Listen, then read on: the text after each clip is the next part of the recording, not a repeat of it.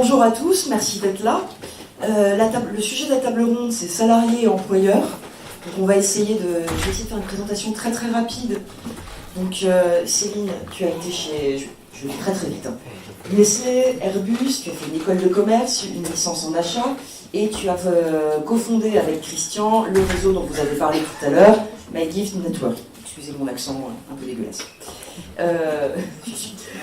Christian, toi tu es chimiste et tu as été 26 ans dans l'aéronautique. Alors, ceux qu'on n'a pas encore vus, Florian, donc un master en management, tu as été consultant dans différents cabinets de conseil, tu as été 3 ans chasseur de tête, et aujourd'hui tu es responsable recrutement pour la maison Chapoutier qui fait du vin entre autres, d'après ce que j'ai compris. Tout à fait. Okay. Et toi Pierre-Marie, tu as aussi un master en management, tu as été dans l'aménagement numérique du territoire, tu as été business manager chez Versus Minds, qui est donc, je cite, un cabinet de conseil en architecture numérique, et aujourd'hui tu te consacres aux ressources humaines, où tu travailles avec une notion qu'on appelle le happiness management. Exactement. Dont je vais te demander de nous parler en juste en 2 minutes pour qu'on sache ce que c'est. Okay. Alors en 2 minutes c'est assez difficile, mais pour faire simple, on est sur un métier, le conseil, des bons consultants c'est très rare. Comment faire pour les attirer, comment faire pour les garder, qu'ils se sentent bien dans leur basket.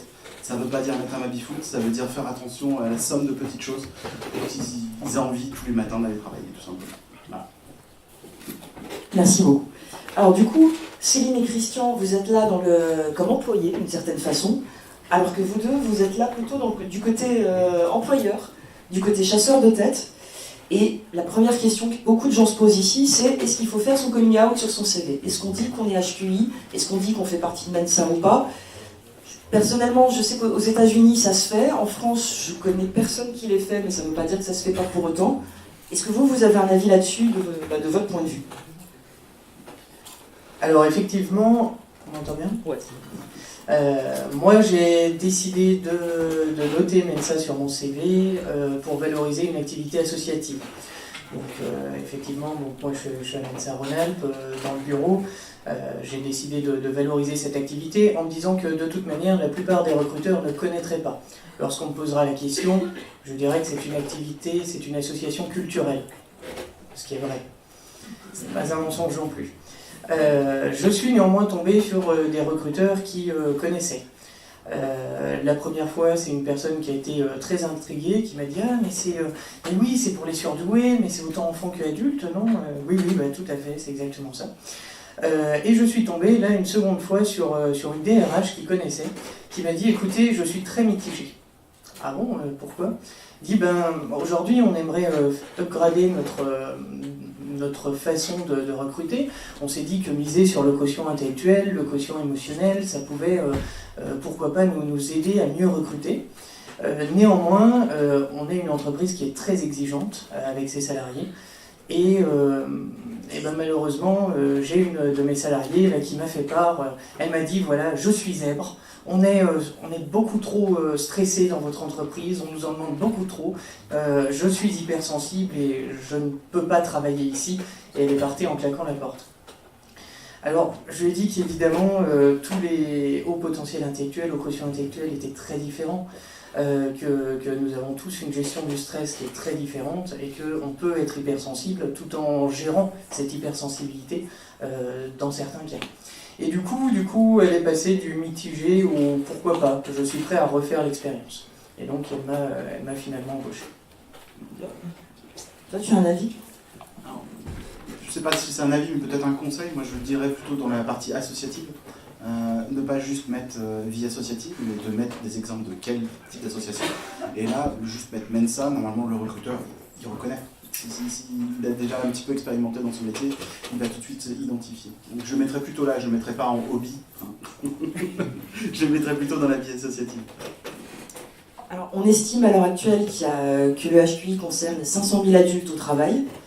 Du coup, on sait tous qu'il y a plusieurs parcours différents. Il y a ceux qui vont avoir ce que je vais appeler un parcours classique, avec des écoles qui ont fait des études plus ou moins poussées, mais des parcours assez définis, des écoles de commerce, de management, des écoles d'ingénieurs. Et puis on a tous les autodidactes qui, eux, apprennent parce que ça les intéresse, qui peuvent être extrêmement calés sur leur sujet, mais qui n'ont pas forcément les diplômes qui vont avec. Alors on sait que ça change un tout petit peu, parce que là il y a au moins l'école 42 de Xavier Niel qui ne fait pas rentrer les gens sur CV, mais sur leurs compétences. Mais du coup, ce côté autodidacte, est-ce que pour vous ça rend les gens embauchables? Comment est-ce qu'on se vend quand on n'a pas de diplôme? Comment est-ce qu'on fait passer comment rassurer les employeurs vis-à-vis de cette chose-là, sachant que ce qui pour nous peut passer pour de la polyvalence, ce côté j'ai fait 5 boulots en 10 ans, il y a beaucoup de gens qui vont voir ça comme de l'instabilité. Et comment, alors à votre niveau dans le réseau que vous avez créé au sein d'Airbus, comment est-ce que ça peut se manifester? Alors, je peux déjà répondre un peu à titre personnel, puisque moi je suis dans un monde d'ingénieurs et je ne suis pas ingénieur.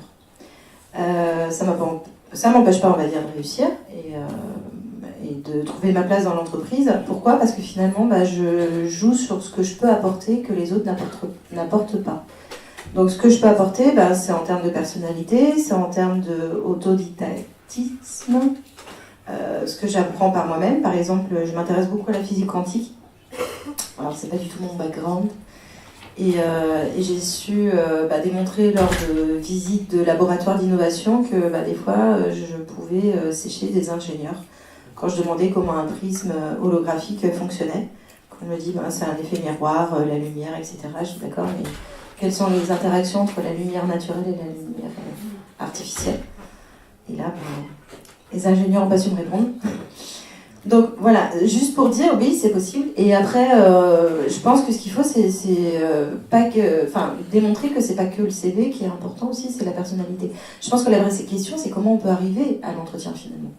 Parce que si sur le CV, on est autodidacte, parfois c'est difficile. Donc c'est aussi faire un CV, c'est bien cibler l'entreprise dans laquelle on va rentrer, savoir si elle est ouverte à ce type de démarche, et puis faire le CV en accord avec sa personnalité pour pouvoir vraiment valoriser ce que l'on peut apporter et puis démontrer, comme le disait Pierre-Marie, sur des faits concrets où on peut apporter de la valeur ajoutée en entreprise.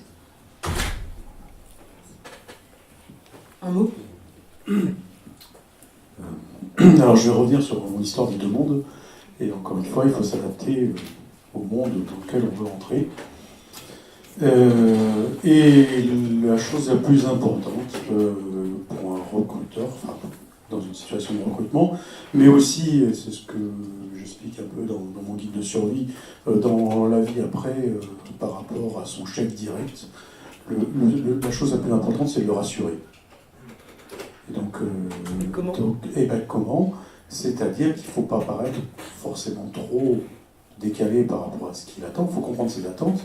Et effectivement, les parcours qu'on a tous, qui sont souvent divers et variés, il faut peut-être essayer de retrouver une cohérence dedans pour la montrer, peut-être en éliminant des choses, je ne sais pas.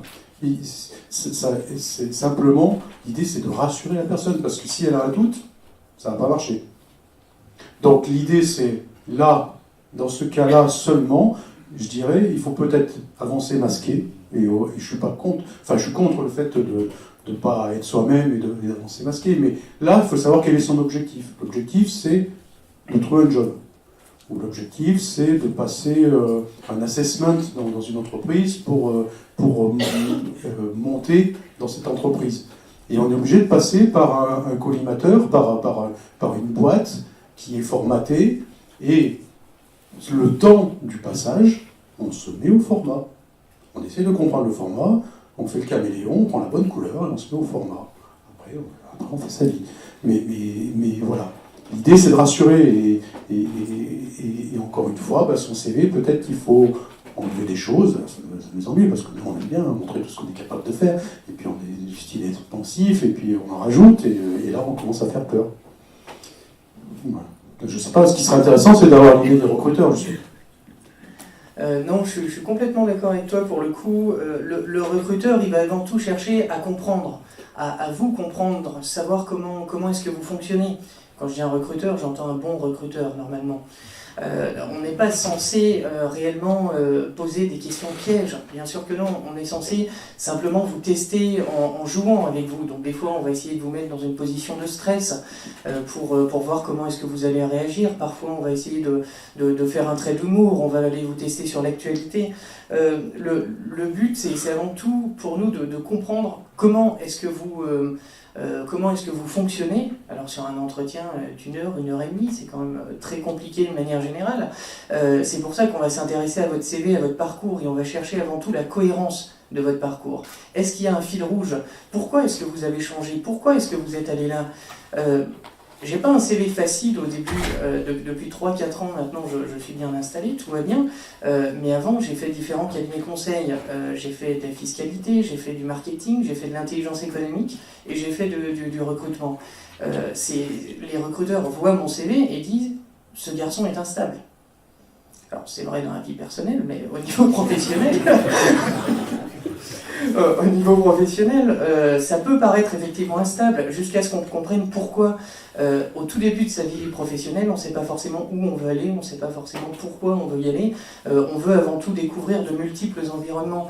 Et donc c'est juste ce fil rouge que moi j'ai essayé de vendre à mes différents recruteurs, c'est j'ai fait ça pour découvrir le maximum d'environnements, et aujourd'hui, que je sais ce que je veux et où je vais, c'est vous que j'ai choisi.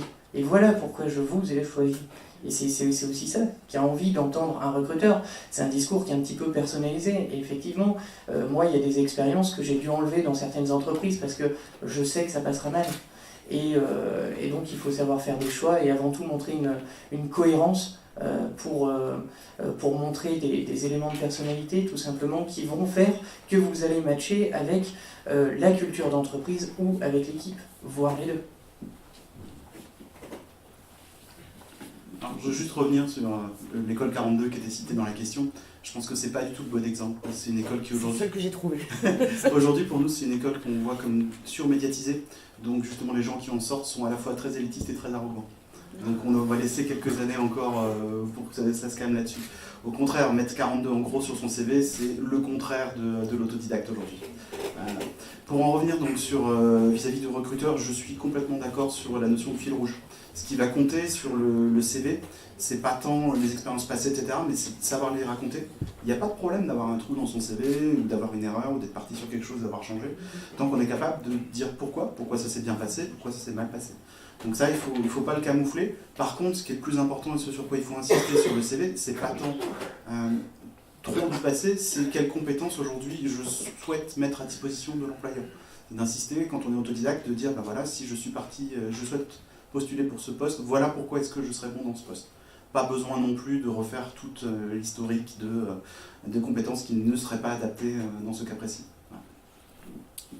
Alors, on sait aussi que les HQI ont parfois du mal avec tout ce qui est autorité, qui ont envie de faire un peu à leur sauce, qui ne vont pas forcément suivre des consignes, qui vont remettre en cause le système de fonctionnement de l'entreprise, qui vont, oui, il y a un besoin de liberté et effectivement parfois des problèmes de consignes, que le travail en équipe, c'est pas toujours la chose la plus facile. Qu'est-ce que vous auriez comme conseil à donner à ces gens qui se retrouvent face à ces problèmes-là, qui peuvent faire peur aux employeurs du coup?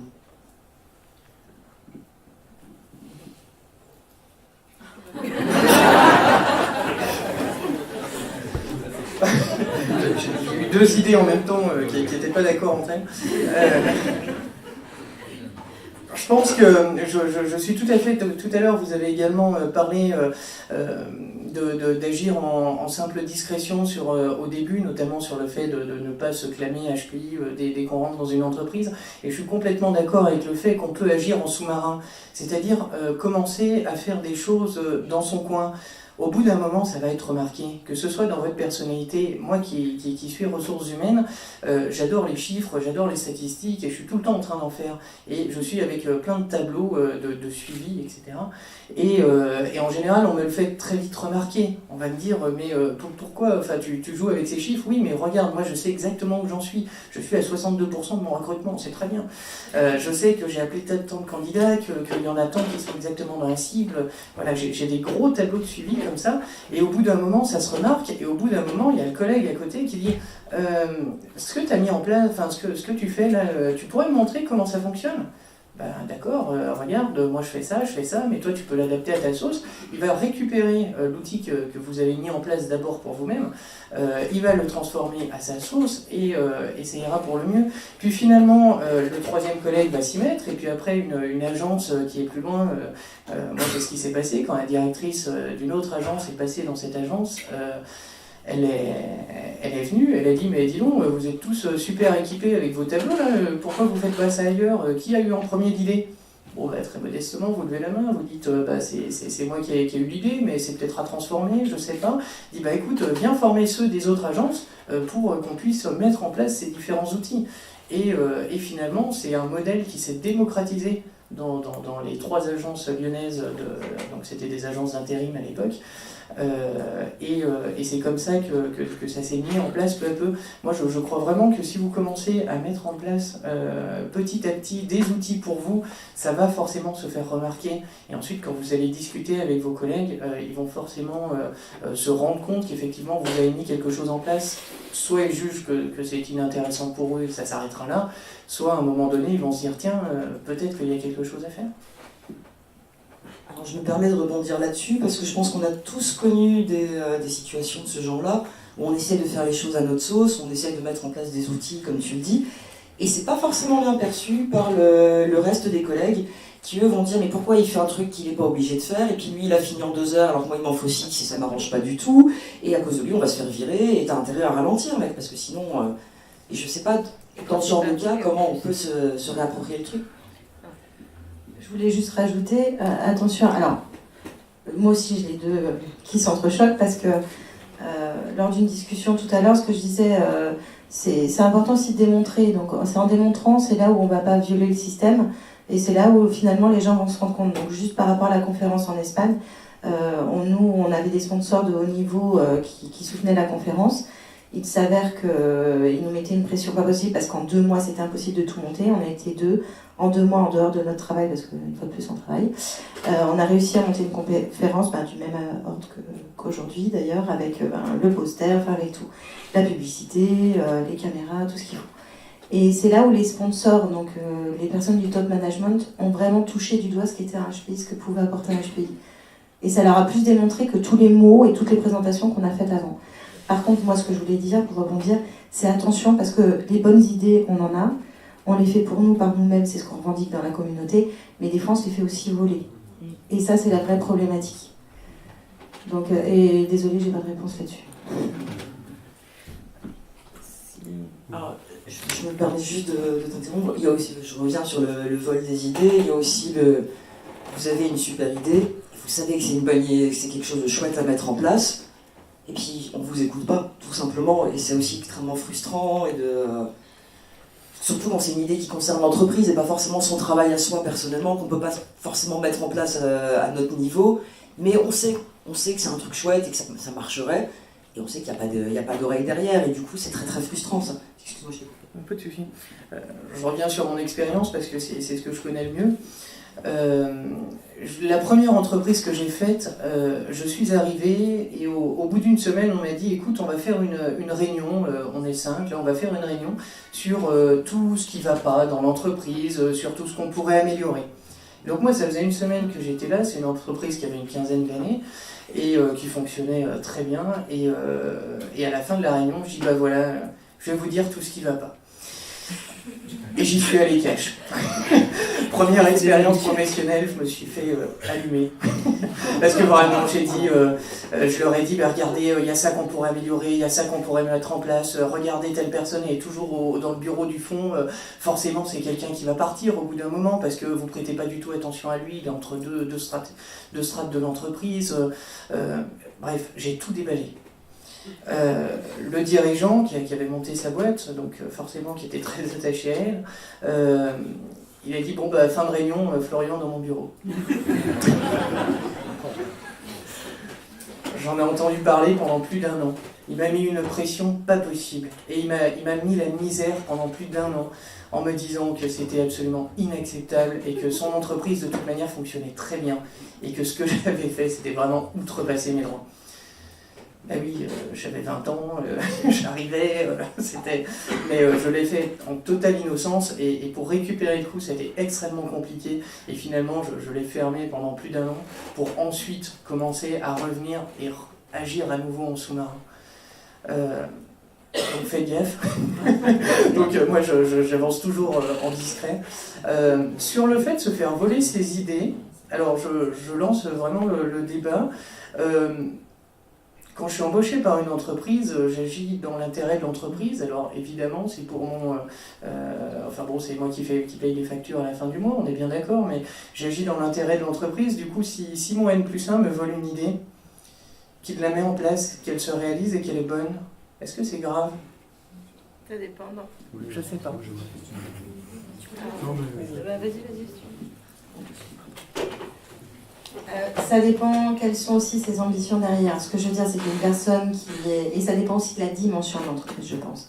Quand on est dans une entreprise de 140 000 personnes, qu'il y a des boîtes à idées, qu'il y a des awards, qu'il y a des primes derrière, et qu'il y a des gens qui ont envie, qui ont passé 20 ans au même poste et qui ont envie d'évoluer à un moment, quand ils proposent une idée et qu'elle leur est volée, et qu'après derrière on leur dit tu ne pourras pas évoluer plus parce que déjà estime-toi heureux d'être là, quand on a 40 ans, une famille à faire élever, je pense que oui, à un moment, ça peut être frustrant. C'est-à-dire que faire évoluer l'entreprise, c'est bien, c'est-à-dire qu'à un moment, c'est là où on rentre dans le côté idéation et bisounours, c'est-à-dire qu'à un moment, il y a aussi une autre réalité. Et moi, j'ai connu, alors je ne parle pas chez Airbus, mais dans une autre entreprise, une collègue qui a passé un entretien quand même, enfin une collègue, une amie, qui a passé un entretien, donc a voulu se vendre. Et en se vendant, elle a proposé un axe d'amélioration. Non seulement elle n'a pas été prise, mais par contre son axe d'amélioration, lui, il a bien été pris. Donc l'enjeu de l'entreprise, à quel moment est la limite entre mon intérêt personnel et mon intérêt de l'entreprise? Voilà, c'est là où il faut faire attention. Je dirais qu'il faut arrêter d'être naïf. Il faut arrêter le monde des bisounours, mais il faut arrêter d'être naïf.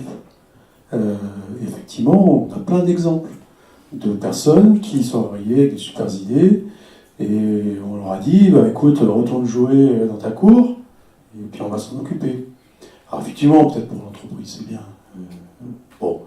Il y a aussi des gens, moi j'ai un exemple, il y avait un projet, c'était difficile, ils n'arrivaient pas à le mettre en place, tout ça, et on lui a refilé.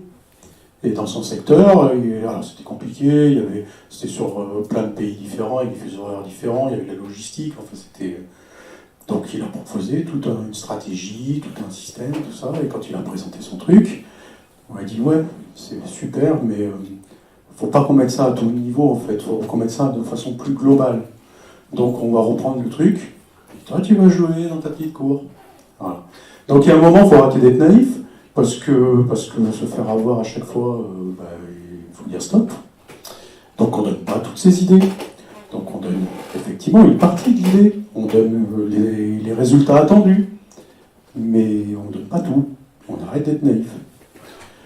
L'autre truc, pour revenir à la question d'avant, sur avoir des idées et puis ça c'est pas acheté, et puis voilà. Et là, ça fait aussi partie, c'est ce que je disais tout à l'heure, l'acceptation du monde de l'entreprise dans laquelle on est. Elles sont différentes, mais il y en a effectivement qui sont encore sur des systèmes, comme je disais, de standardisation, de hiérarchisation, et que nous on arrive, on sait vachement mieux faire, vachement plus vite avec un meilleur résultat, mais non, c'est pas l'entreprise. Donc on se cogne la tête. Ou alors on accepte que l'entreprise c'est comme ça, dans ce cas-là, et que peut-être il faudra beaucoup plus de temps.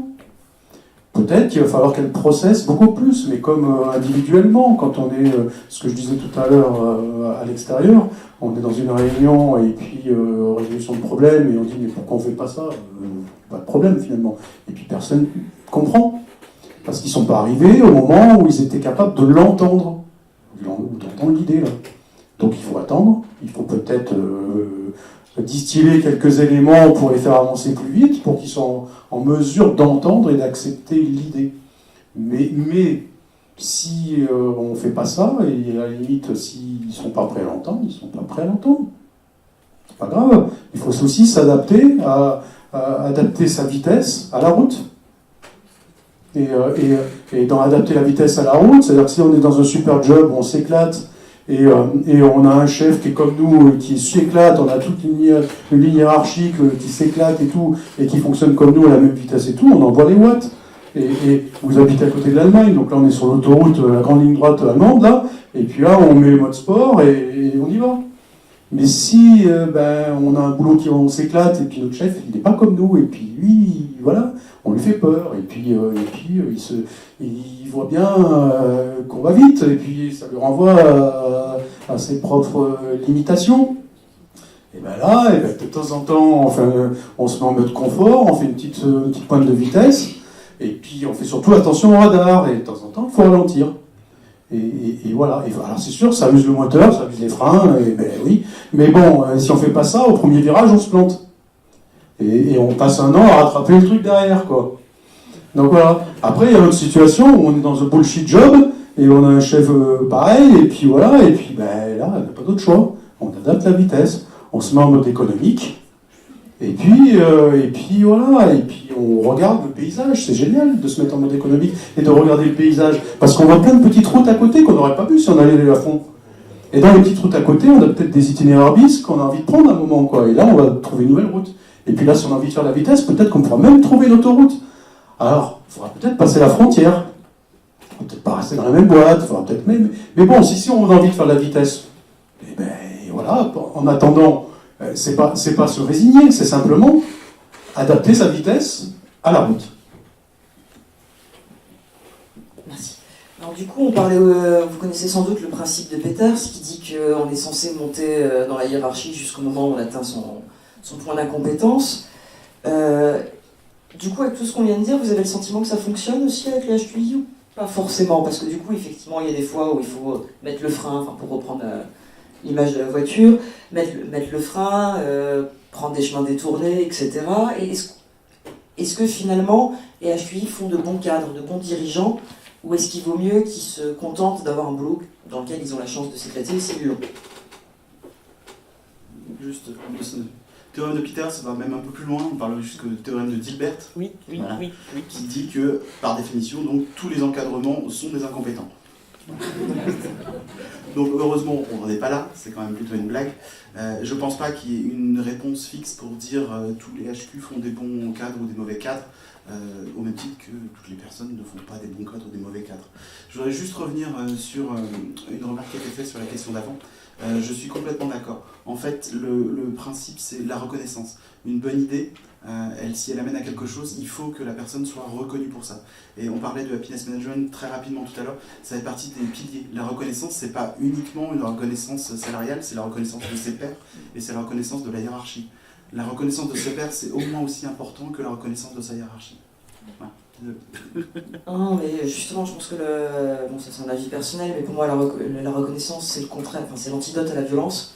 C'est-à-dire qu'effectivement, si vous vous faites piquer une idée, si vous avez l'impression d'être frustré, qu'on vous exploite sans qu'il y ait jamais de reconnaissance, on a des cas, j'en parlais avec d'autres gens pendant la pause, on a vu des cas de burn-out, de gens qui justement ont un sentiment de s'être consacrés énormément à leur travail, qui ont le sentiment de s'être usés jusqu'au bout et jusqu'au moment où ils n'arrivent plus à se lever. Et on sait que les surdoués peuvent vite rentrer dans ce genre de cas de figure parce qu'ils auront envie de tout donner, qu'ils ont une certaine forme de loyauté la plupart du temps vis-à-vis de l'entreprise, c'est ce que tu disais tout à l'heure. Et il y a aussi le pendant du burn-out, c'est le burn-out où les gens tombent en dépression à cause de l'ennui, à cause des tâches répétitives, à cause justement de devoir prendre des chemins de traverse régulièrement et de ne pas pouvoir mettre l'accélérateur. Et du coup, comment est-ce qu'on peut faire par rapport à ce genre de problématique? Il est où l'équilibre qu'on peut trouver? Parce que tout ce qu'on disait, c'était dans le cas où on a des boulots qui sont intéressants. C'est pas toujours le cas. On sait très bien qu'il y a des gens qui font de l'alimentaire pur et dur. Il y avait eu un reportage l'an dernier sur M6 où ils avaient interviewé un membre alsacien qui était employé dans une municipalité quelconque avec vraiment un petit boulot manuel et difficile et relativement ingrat et qui en parallèle faisait un master de philo en cours du soir parce qu'il avait besoin de s'enrichir. Enfin, s'enrichir intellectuellement, j'entends. Hein. Et comment est-ce qu'on peut trouver des équilibres, des plus loin équilibres là-dedans?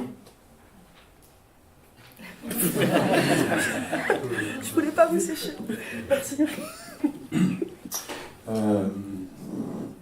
Alors oui, on n'est plus sujet à faire des burn-out parce que, encore une fois, on veut sauver le monde.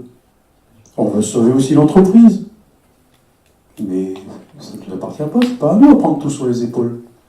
Il faut savoir faire la part des choses entre ce qui nous appartient et ce qui appartient au système. Je fais exprès le geste. Voilà. Il y a ce qui nous appartient et ce qui appartient au système. Donc sauver l'entreprise contre elle, c'est pas la peine. Sinon on pète les plombs, oui. Donc oui, il faut vraiment comprendre ce qui se passe et prendre que sa part. Et je dirais, on l'a tous, enfin je pense qu'on l'a tous fait. Moi aussi je l'ai fait. Il y a un moment, j'étais dans une situation, j'étais focalisé sur l'objectif. Et donc j'étais en train de pousser, tirer tout le monde. Tout le monde autour de moi, quoi. L'engineering, ils n'ont pas l'habitude d'être poussés, tirés, quoi. Enfin voilà, les usines, enfin tout le monde, je les poussais, je les tirais parce que j'étais focalisé sur l'objectif. Et je donnais effectivement, tu cherchais Céline tout à l'heure, pour les autres personnes, voilà, je leur faisais du mal. Et je me rendais même pas compte. Et je faisais à leur place parce que ça allait plus vite. Et puis parfois c'était même mieux fait. Et puis au bout d'un moment, tu te mets tout le monde à dos. Et plus personne va essayer de t'aider. Voilà. Et donc, à partir du moment où il faut comprendre qu'est-ce qui nous appartient et se rendre compte qu'on est dans une chaîne aussi, qu'on est dans une entreprise. Donc il y a plein de fonctions, on fait partie, on est un des éléments. Mais on n'est que un des éléments. Il faut accepter ça. Il ne faut pas penser, et c'est encore une fois une acceptation à faire. On ne va pas sauver l'entreprise, on est un des éléments. On est payé pour faire un job, on y prend plaisir, on essaie d'en faire un peu plus, mais on est un des éléments. Si j'ai besoin d'input et que la personne ne me les a pas donnés, elle ne me les a pas donnés. Voilà. Et ça, c'est compris dans le monde normaux-pensant. Si on lui dit, moi j'ai demandé, ça fait 3 fois que je lui demande, il ne les a pas donnés, et ben voilà, je suis coincé. Et c'est normal. C'est pas mal pris, voilà, c'est normal, ouais. Alors que nous, on irait les chercher, enfin voilà. Et il faut arrêter, il faut vraiment faire la part des choses. Et là, effectivement, on va pas péter les plombs, parce qu'à force de prendre... Parce qu'on a tous on a une grande capacité, mais on a aussi nos limites physiques, nos limites aussi intellectuelles. Au bout d'un moment, à force de prendre, au bout d'un moment, ça pète. Et puis, le problème, c'est que le système aussi, c'est plus on prend, finalement, on va en rajouter, parce que si on le donne aux petits copains, on sait que ça ne sera pas fait, donc on va lui donner à lui, parce que là, on sait que... Et puis on prend, et on prend, et puis, bon, voilà.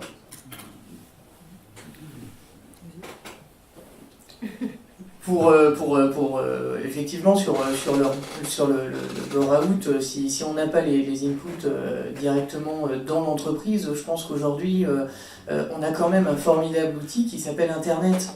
Et aujourd'hui sur Internet, on a la possibilité d'apprendre à volonté. Et c'est absolument fantastique, que ce soit des MOOC, les cours en ligne. Il y a toutes les universités du monde aujourd'hui qui proposent des cours en ligne. On a la possibilité de faire des masters par correspondance, comme en philosophie, comme on disait tout à l'heure.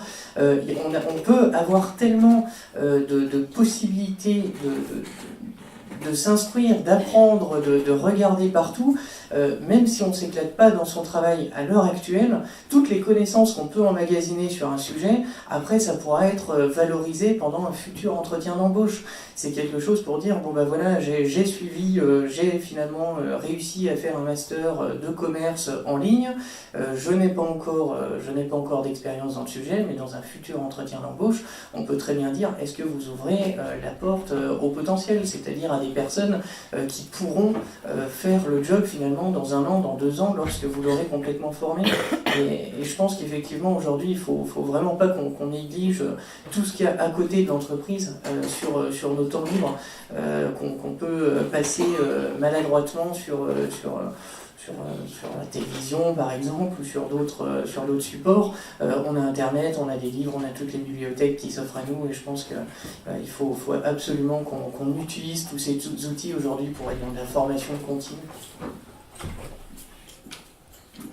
Je suis complètement d'accord, même aller plus loin, c'est que c'est contre-productif pour moi quelqu'un qui sera un bourreau de travail, qui fait 10 heures de travail par jour et qui ne prend pas le temps de faire de la veille, qui ne prend pas le temps de se reposer le cerveau, ou au contraire de le stimuler avec autre chose, quoi.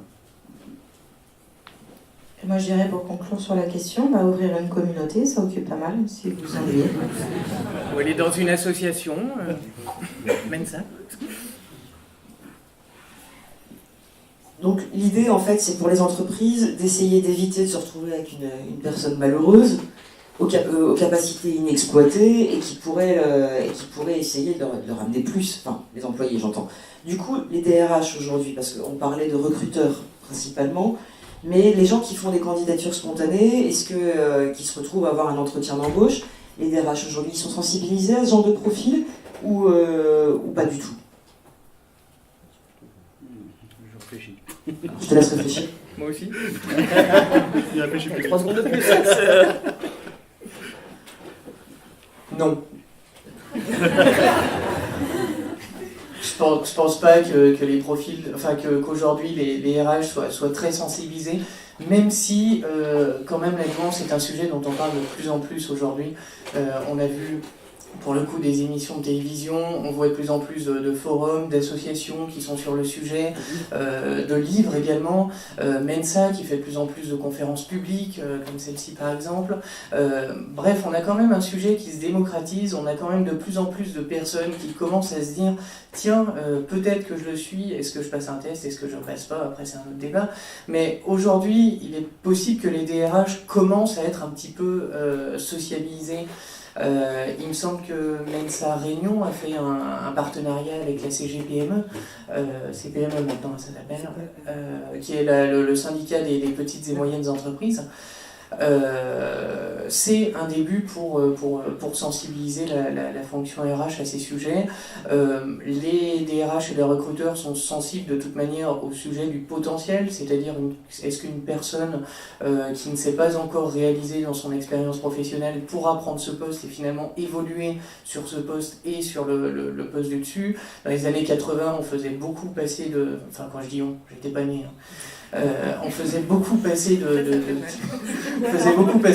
tests, de tests de raisonnement. C'était un simulacre de tests de QI finalement. Aujourd'hui, on a perdu un petit peu, je pense, sur les tests et on est en train d'y revenir depuis quelques années. Donc finalement, ils ont toujours été ouverts à la notion de potentiel, à la notion de HQI, je ne crois pas. Tu réfléchis. Non, je réfléchis plus parce que justement le problème vis-à-vis de tous ces tests historiquement qui ont existé dans les RH, c'est qu'il y avait quand même beaucoup de conneries. Il y avait la graphologie, l'horoscope, etc. Donc aujourd'hui, dès quelqu'un dans les ressources humaines va parler de tests, il faut qu'il y aille doucement et qu'il n'ait pas l'impression d'être en train de vendre un marabout aux candidats. Mais oui, le non ferme de dire nous on n'est pas sensibilisé précisément à ces cas-là. Maintenant, ça dépend aussi des secteurs dans lesquels on travaille. Dans le secteur de l'IT, on est forcément plus exposé, comme je pense dans le secteur de l'engineering, on va être plus exposé à rencontrer des HP. Je ne sais pas si quelqu'un va compléter. Oui. Bon, tout est relatif, on va dire. Pour revenir sur les tests, nous, il y a le fameux MBTI, mais il y a aussi le nouveau test Océane, où on travaille plus sur les compétences, le potentiel, etc. Bon, ça reste des tests. Je sais pas, enfin, j'ai pas d'avis vraiment tranché dessus parce que ça a du bon comme du moins bon. Ça reste un test, ça reste des statistiques. Ça définit pas une personne dans son ensemble. Néanmoins, ce que je voulais dire, parce que tout à l'heure on l'a évoqué avec l'école 42 ou je sais plus, il y a aussi quand même Google, alors qui est toujours en avance de phase et qui se fait pas mal suivre par les entreprises aujourd'hui. Qui a mis en place un système de chatbot pour justement identifier des performances et des compétences. Chez Airbus, on est en train de l'étudier, c'est en phase pilote. Donc quand je parlais tout à l'heure de l'humain au cœur de l'entreprise, et donc ça rejoint le côté happiness, on est dans du vrai change management, ça va prendre du temps. Mais je pense que oui, en tant que HPI, on a des cartes à jouer, mais ça va prendre du temps. Et il y a quand même des entreprises qui commencent à se développer à ce niveau-là. Quand on a fait la conférence au sein de Toulouse avec les 12 entreprises, il y en a une qui nous a dit « je n'ai que des HPI ». Et il avait volontairement recruté que des HPI. Bon, le problème, c'est comme il disait, c'est super, il y a toujours plein d'idées, mais quand il faut mettre en place, il n'y a plus rien. Donc lui, il s'est retrouvé coincé. Il demandait des astuces. Alors une des astuces qui était formulée, un HPI marche aussi au challenge, donc faut lui dire tiens, on va voir sur combien de temps tu es capable d'implémenter cette idée. Ça va peut-être marcher. Mais voilà, enfin, j'ai pas de réponse précise, mais je voulais quand même faire le pont avec Google parce que dire que le monde il évolue quand même. Alors il y a peut-être des entreprises où c'est encore très standardisé, enfin on se répète finalement, mais où les procédures sont encore très réglées. Et là, c'est vrai que le quota HPI n'est pas un sujet encore très ouvert, mais j'ai envie de dire, au final, est-ce que c'est si important que ça? Alors je vais refaire comme tu disais tout à l'heure. Est-ce que c'est si important que ça finalement? Parce que ça reste une étiquette. Je pense que ce qui est important, c'est de dire, ben voilà, je fonctionne comme ça, que les entreprises soient ouvertes aux différents fonctionnements. Et les RH surtout, qui le promouvoient. Promeut. Je suis désolée. Oui, espagnol. Alors, là, on parle d'entreprises assez pointues. Je voudrais juste prêcher pour ma paroisse un tout petit peu. Je suis une employée normale. Dans la vraie vie, je suis libraire. Je travaille avec 50 autres personnes. Je vois par exemple, j'ai des collègues qui ont demandé des bilans de compétences et on leur a refusé. Alors la troisième fois, le directeur est obligé de l'accorder. Mais ce que je veux dire, c'est que c'est pas toujours évident quand on est dans une entreprise qui peut valoriser des capacités intellectuelles. Je dis pas que mon boulot est pas intellectuel, hein, je veux dire, il l'est un peu aussi quand même. Mais ça marche peut-être mieux, alors que quand des gens demandent simplement un bilan de compétences pour s'orienter ou se réorienter ou faire des formations adaptées, on leur refuse une fois, deux fois, et la troisième fois, on est obligé de leur donner. Voilà, juste le préciser quand même. Et maintenant, je pense que c'est le cas pour pas mal de monde aussi, on voit de plus en plus de HQI qui s'orientent vers l'entrepreneuriat et créer des auto-entreprises et ce genre de choses. Et alors, c'est une solution. Est-ce que c'est la meilleure? Est-ce que c'est la seule? Là, j'avoue que j'ai pas de réponse. Je ne sais pas si vous en avez. Alors, c'est sûr que ça paraît épuisant parce que on peut aller à la vitesse où on veut, on peut faire ce qu'on veut. Il y a deux choses. Déjà, il faut trouver des clients parce qu'il faut vivre. Donc, il y a un moment, il faut aussi retomber dans une adaptation par rapport au client, hein, et de savoir qu'est-ce qu'il attend, quels sont ses besoins et comment on peut y répondre, et pas forcément en ayant une idée chaque jour. Comme disait le gars effectivement de la table ronde. Ça, c'est un premier truc. Après, effectivement, je suis sur LinkedIn pas mal. Je vois pléthore et pléthore de coachs, de gens qui accompagnent le changement. Je ne sais pas si tout le monde vit. Je ne sais pas. C'est une interrogation. Alors effectivement, en ce moment, c'est la mode et c'est porté par tout ça. Et bon, je pense qu'il y en a qui arrivent quand même bien à vivre. Moi, je me pose la question, effectivement, de rester ou d'aller dehors. Et j'ai cette problématique de trouver des clients, parce que c'est pas ça qui va m'amuser, trouver des clients. Et après, je me dis, mais est-ce que tout le monde arrive à vivre? Parce que, vu qu'il y en a déjà plein partout, est-ce qu'ils vivent? Après, il y avait une autre dimension, et qui avait été amenée pendant la conférence qu'on a fait à Nantes, là, avec Mensa, une personne qui était indépendant, et qui disait, oui, mais c'est bien d'être indépendant, mais on est seul. Et il souffrait aussi de la solitude, quelque part. Et c'est une chose qu'on connaît bien, la solitude, nous, parce qu'on l'a expérimenté longtemps, avant de comprendre comment on fonctionnait, qu'on en a trouvé d'autres qui fonctionnaient comme nous. Mais voilà, lui, il vivait seul dans son job, et donc moi, je lui ai proposé d'essayer de voir s'il ne pouvait pas justement créer un réseau de gens indépendants pour finalement se retrouver moins seul. Encore dans l'idée de développer des réseaux. Mais voilà, c'est deux éléments que je voulais apporter.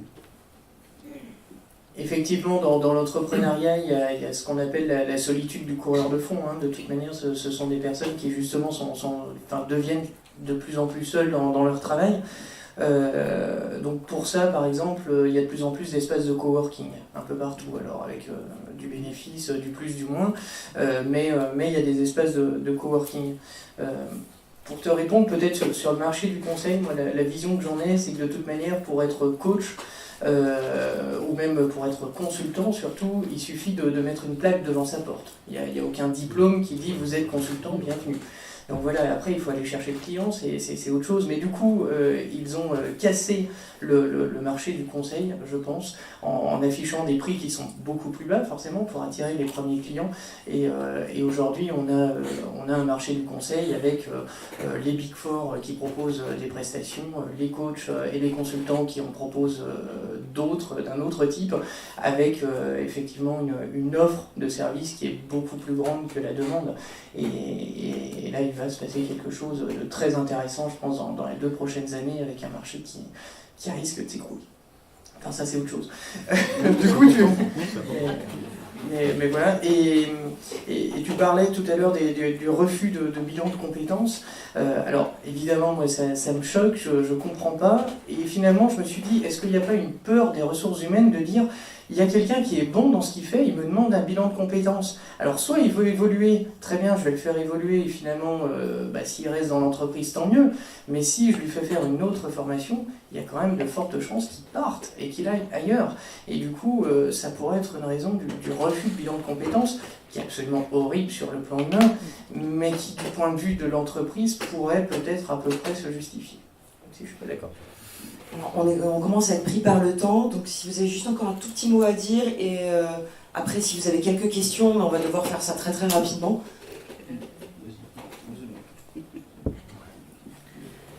Non, alors par rapport à ça, je pense qu'en effet, il ne faut pas croire, parce que dans les grandes structures comme dans les petites structures, chacune a ses avantages et ses inconvénients. Donc il ne faut pas croire non plus que parce que c'est chez Airbus, c'est plus facile et on a plus de passerelles. Des fois, on peut aussi être dans un placard et être très vite bloqué. Néanmoins, je pense que ce qui est important, c'est pour lutter entre guillemets contre ça, donner du sens à ce que l'on fait, c'est d'être conscient de l'environnement dans lequel on est et de savoir surtout qu'est-ce qui nous a motivés à le choisir.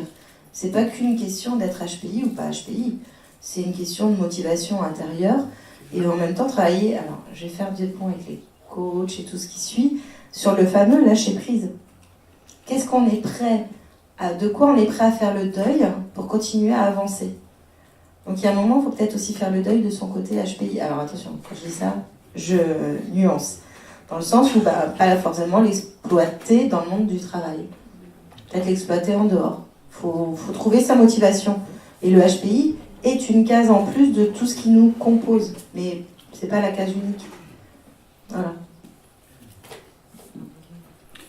Dans la mesure où la plupart des indépendants que je connais dans le milieu de l'informatique, ils n'ont pas besoin de faire de commerce, parce que c'est nous qui allons les chercher quand même. Je ne suis pas sûr que mon expérience soit... Merci. Est-ce qu'il y a une ou deux questions ou... oh là là. Alors, on va devoir trier. Ouais. Oui, bonjour. J'ai une question très complète, très rapide. Vous parlez des entretiens. Savoir se valoriser au moment des entretiens. Ma question est la suivante. On est dans un marché où il y a énormément de demandeurs d'emploi. Et la sélection fait beaucoup sur CV. Comment on fait pour arriver au CV si on a des trous à l'entretien, si on a des trous dans le CV? On peut bien valoriser ça au moment de l'entretien, mais au moment de l'envoi du CV, comment... Un tout petit truc et astuce sur votre CV, le plus important, c'est ce que peu de gens font, c'est les 3 lignes en dessous de ce que vous voulez faire. C'est de dire après machin, je souhaite aujourd'hui faire ça. Si ces 3 lignes sont bien faites, succinctes, tout de suite vous allez créer l'intérêt pour la lecture du CV. Vas-y. Un trou dans un CV n'est pas grave tant qu'il est justifié. Parfois, on peut vivre des événements personnels qui vont faire qu'effectivement vous n'allez pas travailler pendant 1 an, 2 ans, 3 ans. Il faut le valoriser, c'est compliqué, mais il faut l'expliquer. Et effectivement, ça se fait souvent pendant l'entretien, mais vous pouvez aussi le faire par CV. Il y a également la possibilité d'un CV par compétence.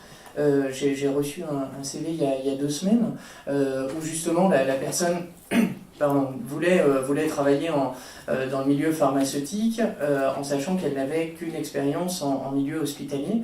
Et elle a réussi à valoriser avant tout ses stages par compétences pour dire, certes, c'était il y a plusieurs années, mais en même temps, j'en ai déjà fait, j'ai déjà vu ce que c'était, je sais comment vous fonctionnez.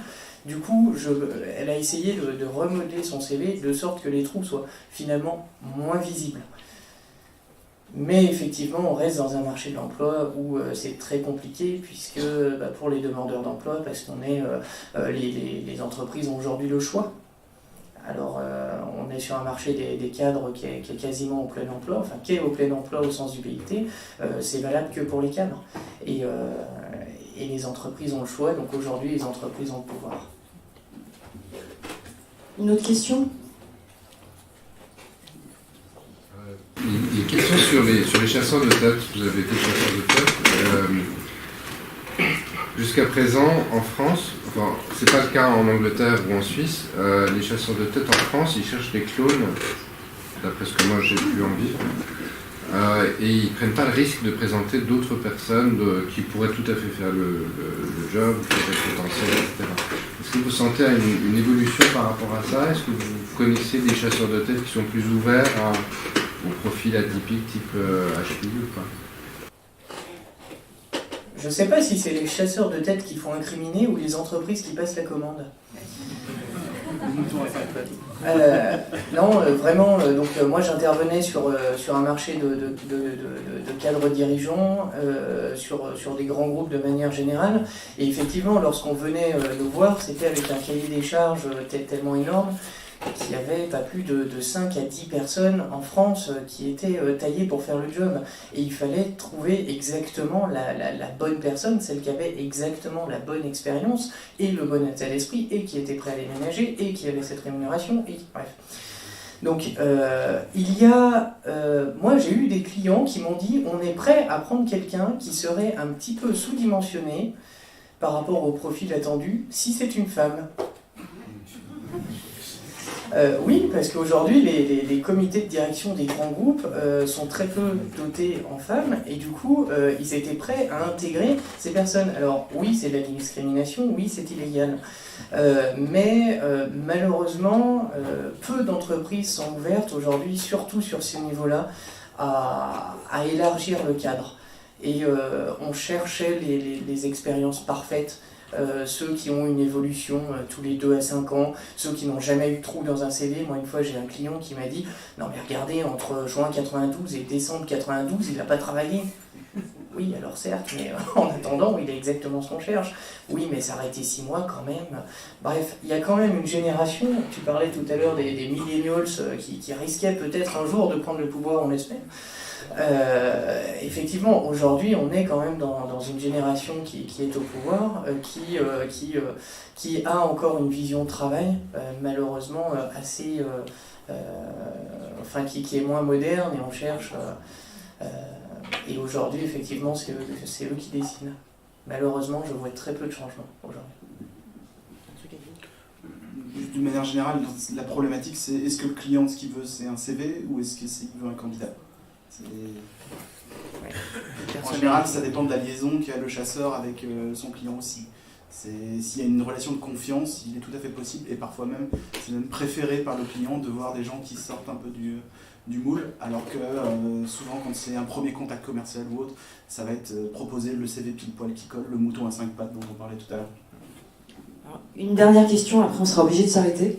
C'est une question en même temps, c'est une proposition.